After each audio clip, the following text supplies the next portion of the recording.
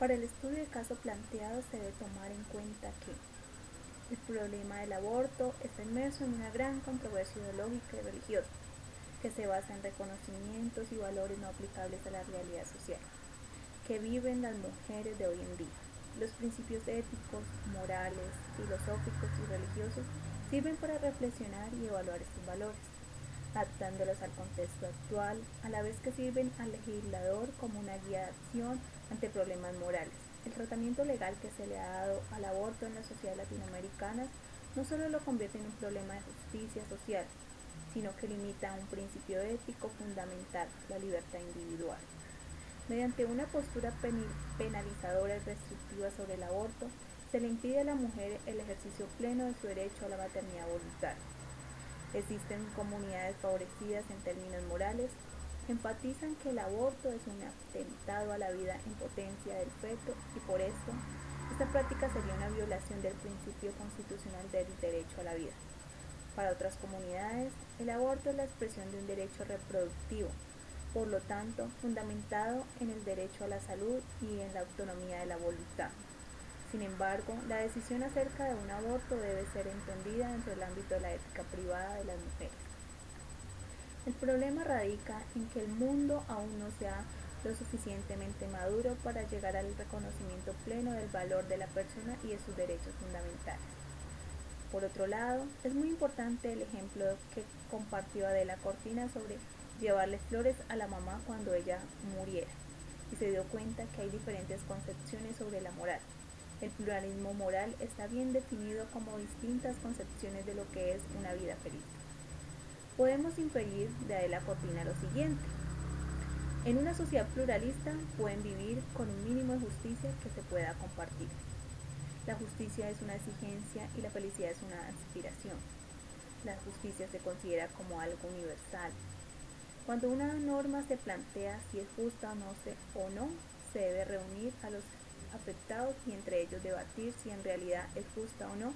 Si es más adelante se comprueba que tiene fallas la norma, es de humanos rectificar. Se parte de lo que quiere decir democracia y es básicamente gobierno del pueblo. La democracia deliberativa se podría asociar a lo que dijo Aristóteles, que el ser humano tiene razón y palabra, y así que puede ejercer el derecho de deliberar. La diferencia entre la masa y pueblo es muy importante, mientras que el pueblo actúa conjuntamente con ideas coherentes a través del diálogo y la deliberación. La masa actúa solo cuando hay un fin específico, como ayudar en una catástrofe, pero al día siguiente se dispersa. La masa se mueve emotivamente. Las mayorías son importantes dependiendo de su origen. Cuando se habla de preferencia individual no se llegaría a un acuerdo, pero si decimos nosotros ya cambia radicalmente la idea. Hay dos clases de deliberación que son interesantes y preferencias, y la otra es creencias y valores.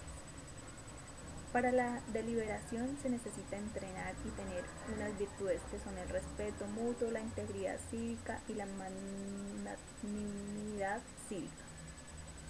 Si hay reconocimiento recíproco, podemos ser tolerantes con las ideas de las otras personas y ponernos en el lugar del otro. La ética aclara el tema de la moral. Un valor es la justicia. Se ha hecho revoluciones por la justicia, ya que causa indignación. Es un sentimiento extensivo. En una sociedad pluralista se comparten unos mínimos de justicia y mínimos de honestidad. Los mínimos de justicia son históricos y han ido evolucionando.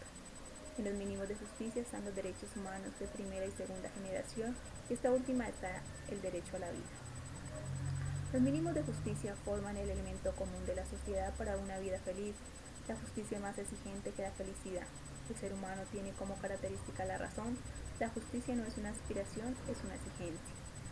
La ética del diálogo. Hay normas que son justas y otras que no son justas. ¿Cómo se decide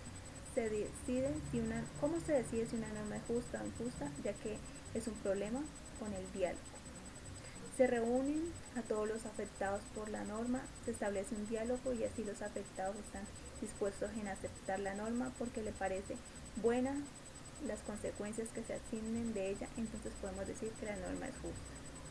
Nuestra sociedad presenta un pluralismo moral, en virtud de lo que dicen nuestras compañeras, todos tienen distintas maneras de pensar y sentir. Puede que un determinado momento vivencial de X persona sea inolvidable y el mismo momento hace feliz a una persona de acuerdo a su manera de sentir, pensar y actuar. Hay distintos grupos en la sociedad que tienen diferentes creencias, diferentes propuestas y concepciones de ética y moral. Para el análisis y la solución del caso propuesto debemos tener muy en cuenta los derechos humanos, como dice Adela, de primera generación, civiles y políticos, libertad de expresión, reunión, asociación, conciencia, los derechos de segunda generación, a los que está la participación en la toma de decisiones de la región, participación en los aspectos económicos, sociales y culturales, y los derechos de tercera generación, en los que intervienen el derecho a la paz, a un ambiente sano y a unos mínimos de justicia.